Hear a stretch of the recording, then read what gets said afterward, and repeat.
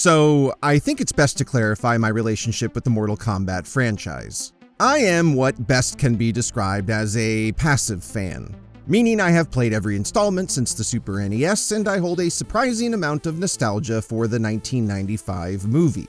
That about sums it up. I was never in it for the story or the lore, but strictly for the cool characters and their blood-soaked abilities.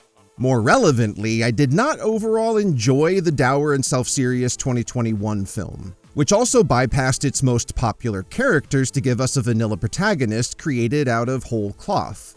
All that being said, there is, therefore, no reason I shouldn't love Mortal Kombat II, a stripped-down martial arts fantasy extravaganza offering one relentless action set piece after another.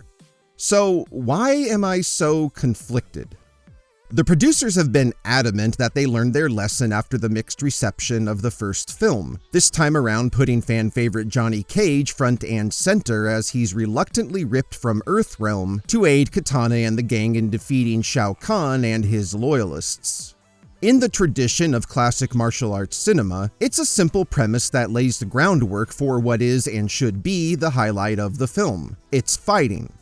Perhaps more than any other video game adaptation released, although this year's Street Fighter movie looks like it could change my opinion, its choreography and environments are translated directly from the games, to the point that at certain moments it feels like you're watching the world's most expensive cutscene. And whether this is a good or bad thing will be up to you, but it worked for me given the tone of the film, or at least the tone they were going for. The first 10 minutes honestly had me a little worried, because it felt like they were going to continue the dark and self-serious atmosphere of its predecessor. But the introduction of Karl Urban's Johnny Cage quickly countered this with a much-needed injection of levity, and the film more or less stays on the lighter side. While the movie no doubt pops anytime Urban and Josh Lawson's Kano are on screen, the humor rarely landed with me, and I think I laughed out loud maybe twice. As far as Urban goes, I was at first concerned that he was too old for the character, but the film cleverly plays into his age and the actor's effortless charisma overcame any of my reservations.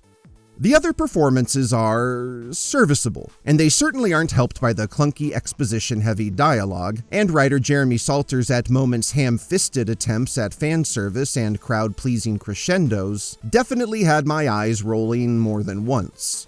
But despite some tonal inconsistencies, the filmmakers clearly understand what sells tickets, and the elements that needed to excel, namely the costume sets and effects, do so in spades. Although I will say one sequence in particular suffered from obvious green screen work, but everything else felt organic and immersive.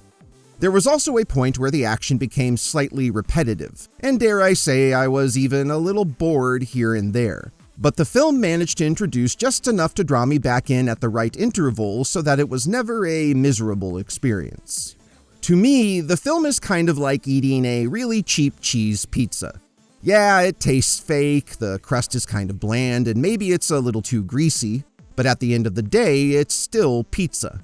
Because of the rose-colored glasses I wear every time I watch the Paul W.S. Anderson film, I can't deny that it's unlikely any future adaptations will ever truly top it. And I'm not even going to acknowledge Mortal Kombat Annihilation here. That deserves its own video. But, objectively speaking, Mortal Kombat 2 does a lot right.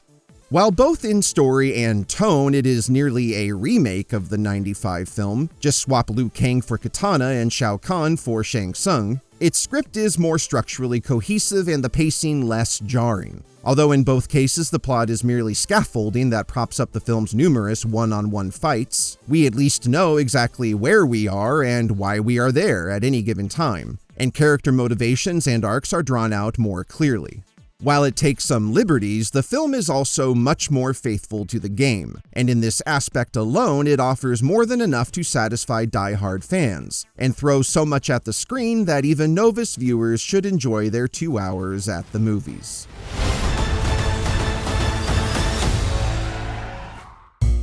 So, tell me your thoughts on Mortal Kombat 2. Are you looking forward to a third installment, or would you like the franchise to go in a new direction?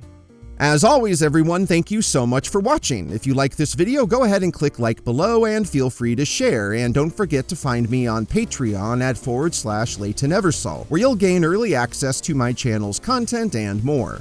And of course, if you want to see more videos just like this one, go ahead and click subscribe.